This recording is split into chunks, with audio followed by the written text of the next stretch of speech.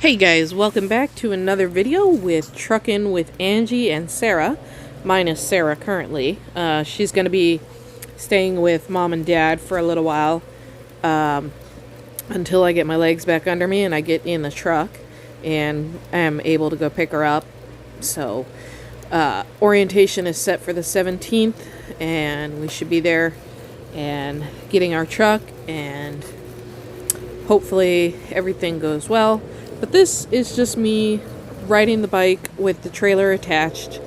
I am going over to the laundromat because I needed to do laundry.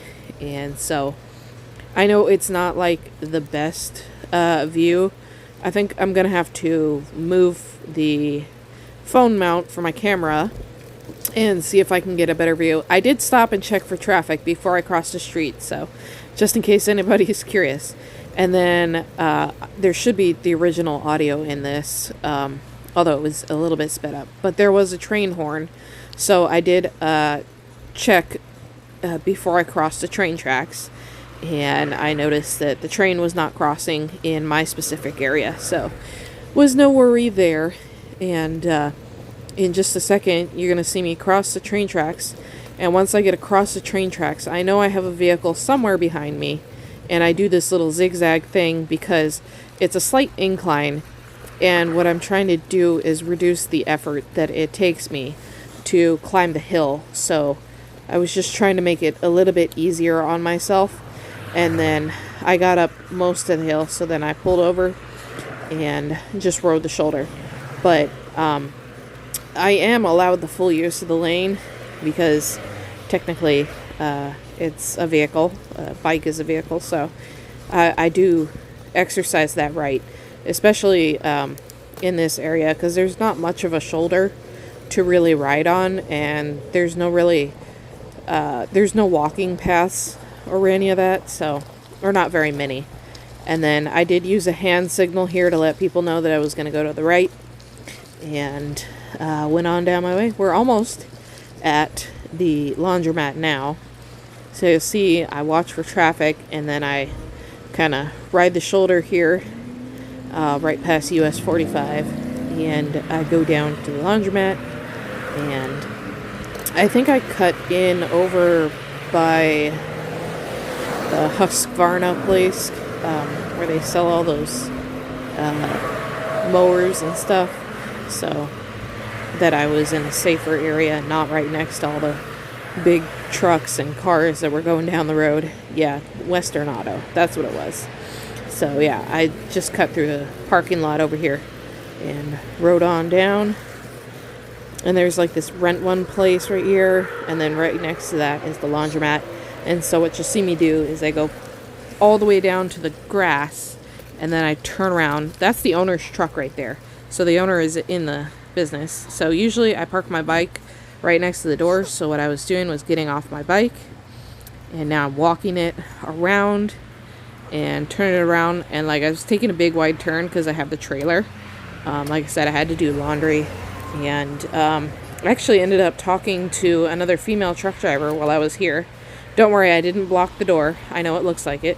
And then this is right after I left Sonic after having finished the laundry, and I folded it and everything. And so now we're just walking up the side of the road because I was trying to get up this hill without burning my legs because I couldn't shift into a low enough gear.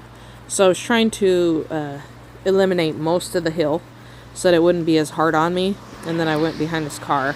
She was kind of weirding me out, so I kind of gave her some extra space. I don't know. Sometimes I just don't feel comfortable around some people. Like if they pay too much attention, then it makes me feel weird. And then here I jumped on the bike and we pedaled almost all the way home from here. I had to get off a few times and walk because my legs were pretty sore, and I probably should have zigzagged over here, but I knew there was a couple people who were going to pass me, and like was kind of worried. See, like right there, that was a little close for my comfort, you know? So I just didn't want to be a road hazard and whatnot. And then I did check before I turned. I know I didn't stop, but there was no traffic, so, you know. And then I kind of looked back a little bit there because I dropped one of my reflectors, but whatever, you know. And then the dog ran with me. He always runs when I go past his house. There's a couple of dogs at that house. And there's actually a Labrador right down there. And then I did cross the street. Again, I did look, and then I went this way because there's a nice big decline, but on the other side there's not really much of an incline. And so I was trying to use that to my advantage so I wouldn't be as tired. But when I got down sort of close to the bridge, actually not close to the bridge, I crossed over, and then as soon as I made the turn, I got off the bike to walk and kind of regain some stamina, because after that it's a slight incline, so I just wanted to make sure that I would be able to finish the trip pedaling. And then I stopped to show you guys the old barn that's over here right about now. Yeah, the old barn. There you go. So pause to see what the sign said. It basically just said the old barn. There's actually a reefer trailer that's behind that barn, but it's like covered in so many bushes and stuff and whatnot. So for most of this part I am actually walking because I was absolutely exhausted, and it was only like 78 degrees because it had rained the day before, which is why there was those puddles in the first part of the video. Because like, I mean, it had poured rain, like, yeah, so it kept it nice and cool, and that's why I did the laundry when I did the laundry, because I did not want to deal with the heat. It has not been kind. So I did watch for traffic, and then I walked across the street and walked up the sidewalk, and then I was hearing a funny noise from the trailer, so like I kind of stopped to double check and make sure it was nothing, and it didn't look like anything, so just kind of kept going right past the cornfields, and then we're going to make a right over here. And at some point, I think I passed 1, 2, 3 mailboxes, and then I got back on the bike and started riding, like, yeah, right here. So 3 mailboxes, and then I got back on the bike and started riding, and I rode all the way home. And yeah, so I still have yet to see the cat, so I don't think he's coming back.